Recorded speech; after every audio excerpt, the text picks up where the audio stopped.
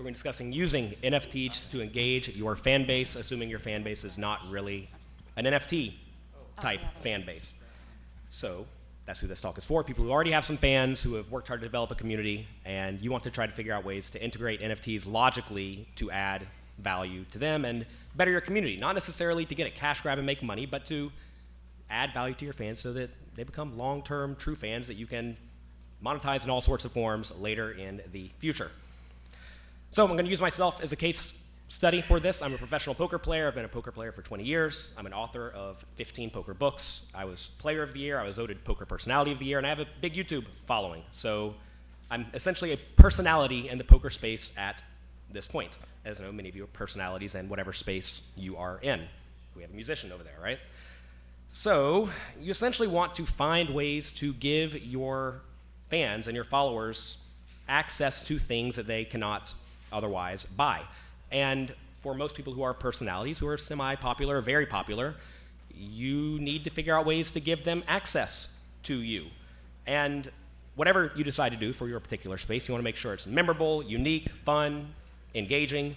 Because if you give a fan a very good one-on-one or small group experience, they're going to love you forever and stay your fan forever unless you screw it up in some silly way.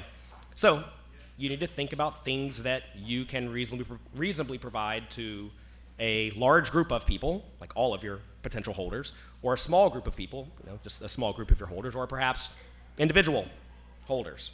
So for me, as a poker player, people always want to get a piece of my winnings when I win money. So I can figure out ways to give small amounts of money to people whenever I win, right?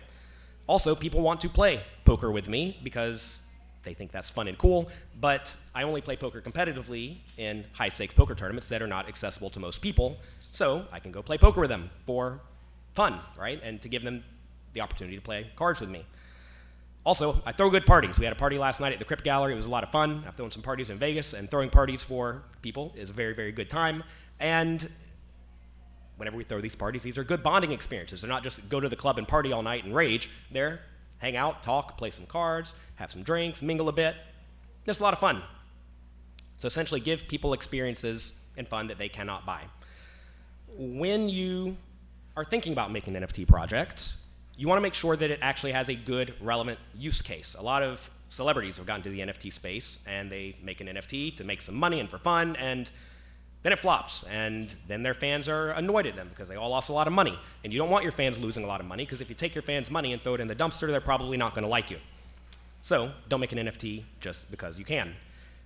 You also want to make it super duper easy for your non-crypto people and non-NFT people to buy the NFT. You can do this in various ways, like providing onboarding videos or letting them buy with a credit card, or however they're doing this in the future, and it's only going to get easier. So whatever tools come out in the future that allows people to easily mint NFTs and hold NFTs, that's going to be very, very useful. So one of my projects I want to talk about is called Deck of Degeneracy. That is 50 decks of 54 digital playing cards, so 2,700 NFTs total. And the main premise of it is that every 2 or 3 days, I choose a card at random from a deck of cards in a video, and if you have one of those 50 copies, you win whatever the prize is. Prizes often include a piece of my poker action or NFT art drops. I'm a big art collector, and the artists I've worked with are happy to give me art to give away to my holders. So, for example, the other day, we chose a card. Let's say it's the 9 of diamonds. If you have the 9 of diamonds, you had a piece of my poker tournament action. I won $300,000 in the tournament, so I sent $3,000 in ETH to 50 different people. And we've done that multiple times over the last year, and we've delivered a bunch of art. And that's a lot of fun. That gives people the ability to have a piece of my winnings. They're in the action. And the nice NFT use case of this is that people don't actually have to follow it. They can just get the ETH airdrop to them. They don't have to claim anything. I know who owns the NFTs, and I can easily send that to them, and that's wonderful. Also, we use the NFTs as access tokens, like a ticket to play poker tournaments with me. We have a 1 Ethereum poker tournament each month, and we have weekly tournaments, and I make a point to play them and stream them on Twitch. And it's kind of like a small little poker party that takes place, and it's a whole lot of fun. You can also obviously use NFTs for tickets to in-real-life events, and for all of you, you're going to find that if you have in-real-life events with a small number of people and you make it fun, they're going to love it, and it's going to be very good for you because those people are going to become long-term engaged fans. I dropped my notes. Don't laugh, it's not funny. All right. You want to make sure that you set yourself up to success, because if your followers are not necessarily NFT or crypto people, you may flop. It just may happen, right? You want to make sure that failure is not detrimental. So, things you can do to set yourself up for success is to get known in the Web3 space to begin with, so that hopefully the people in the Web3 space are happy to share your work and promote your work. I did this as just being a collector of many artists, but if you're an artist, you can make art. If you're a musician, you can make music, and you can share it in the space. You can make it related to the space, like make songs about NFTs or who knows what, right? And figure out ways to make whatever you're doing very, very relatable to the people in the space, because you're gonna have a tough time getting only non-crypto people into your project. You need some crypto people to get in there and get the action going, right? You also want to ensure that, at least initially, you can manage the project by yourself. I've seen a lot of projects where they hire a giant team, and that giant team quickly eats up all of the money that is brought in. And then the project dies, and people wonder why. It's because they spent all the money on a team.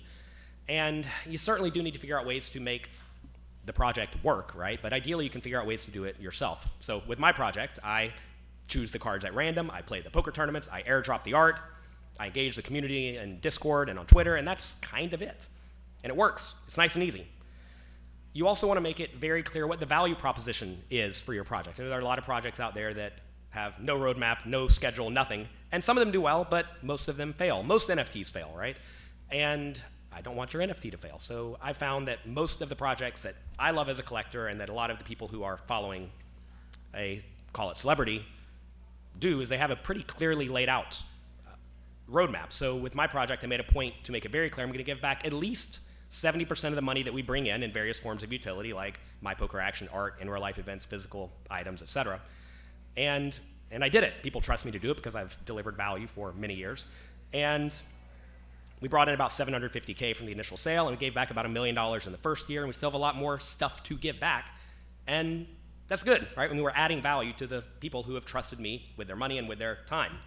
I've definitely found that it's valuable to under-promise and over-deliver, because you only have one reputation and you don't want to screw it up. Are you telling me to leave already? I'm not done yet. You wasted 3 of my minutes. All right. If you do happen to not completely sell out, because that may inevitably happen, you want to set up your project such that it scales reasonably well. Because worst case, you can still give back some utility in various ways. Like with my project, if it did not sell out, I would have given back less poker action, fewer pieces of art, etc., and it still would have been fine, right? The people who bought in aren't just going to get crushed in terms of losing their money, which is good. You essentially want to make whatever the worst case scenario is not so bad, because then it's okay.